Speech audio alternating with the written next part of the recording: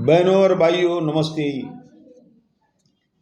दोस्तों, मेरे बाजू में आज हमारे आदरणीय नेता, हमारे भाई, हमारे मित्र स्वर्गीय बच्चाराम बाशोमल रूपचंदानी जी का चित्र मैंने रखा है। कम से कम इनको आज याद कर लिया जाए। दोस्तों, कहा जाता है शहीदों की चिताओं पर लगेंगे हर बरस मेले। लता मंगेशकर का वह गीत याद किया जाए जिसमें पंडित जवाहरलाल नेहरू भी रो दिए थे। ऐ मेरे वतन के लोगों, जरा आँख में भर लो पानी, जो शहीद हुए जरा याद करो उनकी कुर्बानी। दोस्तों, बच्चाराम शहीद तो नहीं हुए, लेकिन उनकी करनी जो थी वह आखिरी में उनकी तबीयत ज़्यादा ख़राब होने के कारण डॉक्टर उन्हें नहीं बचा पाए और उन्होंने शहर के लिए जो कुर्बानियाँ दी वह कम नहीं थी। 50 सालों तक काउंसलर रहे, 50 सालों तक बाज़ार की कमान संभालते रहे। पूज्य पंचायत शॉपकीपर एसोसिएशन कोई उनको हटा नहीं पाया। दोस्तों, हमारे आदरणीय भाई बच्चाराम जी को जितना ज्ञान था हर चीज़ का, अगर वह लोगों की चिंता न करते हुए अपनी चिंता करते तो कई नगर सेवकों की तरह यह भी अपार संपत्ति के मालिक होते। कभी दाग नहीं लगने दिया उन्होंने खुद पर। दोस्तों, आज मैं जो बात करने वाला हूँ ना, वह मैं ट्रैफिक समस्या को लेकर कर रहा हूँ। आज जो पंचायतें हैं, मैं उनसे ये कहूँगा कि अगर आप ट्रैफिक की समस्या हल नहीं कर सकते हो इतनी सारी पंचायतें मिलकर, तो ध्यान करना कि पिछले वर्ष की तरह एक और पंचायत का गठन न हो जाए सिर्फ ट्रैफिक के लिए। दोस्तों, हमारे आदरणीय भाई बच्चाराम साहब जी हमेशा पत्र व्यवहार करते थे, हमेशा पत्र व्यवहार अधिकारियों को सामने कहते थे लेन देन होती है, भ्रष्टाचार हो रहा है, ये तकलीफ़ें हैं। दोस्तों, इस शहर में सबसे पहले धनराज नीचलानी जी पूरे शहर के व्यापारी महामंडल के अध्यक्ष रहे। उनके बाद बाऊ ठाकुरदास बैरानी जी, उसके बाद ये पद बाऊ बच्चाराम जी को सौंपा गया। बाऊ के लिए कहा जाता है कि दिन 30 रहते हैं, उनके पास पद 31 थे। ठाणे जिले के व्यापारी संस्थाओं से भी वे जुड़े हुए थे, जो पूरे महाराष्ट्र की संस्था थी। तो दोस्तों, इस तरह से वह कार्य करते थे। बैंक में बैठते थे, वहाँ से पत्र व्यवहार करते थे, लोगों को जानकारी देते थे। दोस्तों, अब जो कार्य हो गया है, पहले मैं बच्चाराम जी की बात पूरी कर लूँ। बच्चाराम जी कभी 4 लोगों के लिए पंचायत नहीं चलाते थे। उनकी पंचायत सबके लिए होती थी। आज जो पंचायतें हैं वह 4 लोगों के लिए बनती है। 4 लोगों को कैसे फ़ायदा पहुंचाया जाए, 4 लोगों का कैसे काम नहीं किया जाए, 4 लोगों को किस तरह से भटकाया जाए, 4 लोगों के साथ पुलिस स्टेशन जाना है और बाकी जो लोग हैं उनसे आनाकानी करना, उनकी बात को खींचना, उन्हें तरह तरह के तर्क देना, ये सब बातें आदरणीय भाऊ बचाराम रूपचंदानी में नहीं थी। बड़ी तकलीफ और त्रासदी हो रही है। इन बातों के कारण ही नई नई पंचायतें बनती हैं। दोस्तों, आज शहर में जो सबसे बड़ी समस्या है, मैं खास करके उल्लासनगर 4 और 5 के लिए कहूँगा। पहले तो नेताओं में ये बीमारी हो गई है कि उनको जिस कहीं मीटिंग में जाना है, एक पत्रकार उनको चाहिए जो उनकी मूवी निकाले, उनकी फ़ोटो निकाले, उसको छापे। दोस्तों, हम ऐसा नहीं कर सकते। जब तक तुम काम नहीं करोगे, हम तुम्हारी फ़ोटो नहीं छापेंगे, नहीं दिखाएंगे हम तुमको। बात ये है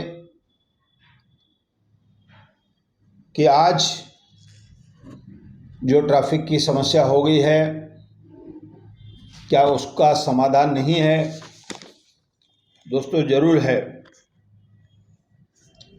मैंने बताया, भाऊ की भाषा कड़क हुआ करती थी और आज जो नेता अधिकारियों से मिलने जाते हैं, उनकी बातों में लुझपुझता रहती है। कड़क भाषा नहीं है कि आप करो, नहीं तो हम अपने रास्ते पर। आंदोलनकारी जो सदस्य थे वो नहीं बचे। कल पढ़ा मैंने, उसमें से मुख्य जो थे हमारे आदरणीय बचाराम रूपचंदानी जी थे। तो जब यह लोग मिलने जाते हैं, मैंने कल भी पढ़ा, तो अधिकारियों को कहते हैं हमारा काम करना। उसमें चंद चमचों की गाड़ियां पकड़ी गई, उनको छुड़ाना है। बाकी लोगों को क्या करना है, खुद जाकर देखें। दोस्तों, कुल मिलाकर जो स्थिति है काफ़ी गंभीर है। मैं फिर एक बात इस बात को दोहरा रहा हूँ कि अगर आप लोगों ने ट्रैफिक की समस्या को गंभीरता से नहीं लिया, तो मैं आज कहता हूँ कि इस मुद्दे को मैं छोड़ूंगा नहीं। यह मुद्दा छाया रहेगा। तो जो पंचायतें हैं, उनका काम है किसी भी तरह से इस समस्या का हल कराना, कि कम से कम 1-2 पुलिस वाला हमारे पास होना चाहिए, जो दूध नाका, मठ मंदिर, आश्रम, सेक्शन 39, गाउन बाज़ार, ओटी, इन सबको संभाले, आश्रम रोड। और उसके बाद एक बात स्पष्ट हो जानी चाहिए, अधिकारियों को बता देना चाहिए कि आपके लोग जो वहाँ पर खड़े होते हैं, वह हमारे लिए खड़े नहीं होते, अपने लिए खड़े होते हैं। इनका केंद्र रहता है दूध नाका। दूध नाके पे रिक्शाएं खड़ी हैं, जो आश्रम की तरफ रास्ता जाता है, 2 रिक्शाएं खड़ी होती है, हटती नहीं हैं। हमारी बहू बेटियां जो गाड़ी चलाती हैं, उनसे कागज़ पूछे जाते हैं। दूसरा, अगर जीन पैंट लेकर जाता है तो उससे कागज़ नहीं पूछे जाते, उसको नहीं रोका जाता है। मैं नेताओं को बता रहा हूँ, अधिकारियों को बता रहा हूँ, आखिर जो लोडिंग रिक्शाएं हैं, जो जीन का माल स्कूटर पर रख कर ले जाते हैं, ट्रैफिक वालों ने उनको कौन सा कार्ड दिया हुआ है जो वह कार्ड दिखाते हैं, हमारे पास कार्ड है कहते हैं। तो दोस्तों, कुल मिलाकर ये जो ट्रैफिक की समस्या है, वह पिछले कुछ सालों से सर दर्द बना हुआ है। एक और बात बता दूं मैं, एक दो बार मीटिंग हुई है, 2 और 3 लोग बात करते हैं, उसमें से कोई एक्शन करके और स्टाइल से 5 मिनट बाद अपनी बात शुरू करेगा, उसको पटरी पर लाने के लिए मैं ऐसा कर दूंगा, मैं ऐसा कर दूंगा। किया कुछ नहीं है बचाराम के बाद आपने। फिर दूसरा आएगा, 30 साल पहले की बात बताएगा, फलाना हवलदार हुआ करता था, दारू पकड़ा जाता था, ऐसा पकड़ा जाता था। भैया इतना भाषण क्यों सुने हम आपका? ट्रैफिक की समस्या का हल करके दिखाओ ना। आप आंदोलन करो। अगर पुलिस कमिश्नर साहब से नहीं मिल सकते हो, यहाँ से पत्र व्यवहार करके भूख हड़ताल कर दो। लेकिन ये मुद्दा अगर हल नहीं हुआ तो मैं आज आपको बता देता हूँ कि मैं भी चुप नहीं बैठूँगा और साथ ही कहूँगा, कभी न रुकेगा तू, कभी न झुकेगा तू, कर शपथ अग्निपथ अग्निपथ अग्निपथ। दोस्तों, एक बार पुनः मैं भाऊ बचाराम जी को शत शत नमन करता हूँ और उनको याद करता हूँ और उनकी करनी को हमेशा याद किया जाएगा। हालांकि मैं एक और बात यहाँ नहीं कहनी चाहिए, कह देता हूँ, कुछ लोगों को इस बात से भी एलर्जी हो जाएगी कि बचाराम जी का फोटो क्यों दिखाया। अरे भैया, पहले उनके जैसे बन के दिखाओ, कुछ करके दिखाओ। तुम सिर्फ घंटों बातें करोगे तो कुछ नहीं होता है। क्या किया है आकर हमको मेरे को बताओ तो मैं तुम्हारे बल लिए भी पढ़ूंगा। लेकिन ये मत पूछना कि मैंने उनका फ़ोटो क्यों दिखाया और हमारा क्यों नहीं दिखा रहे हो।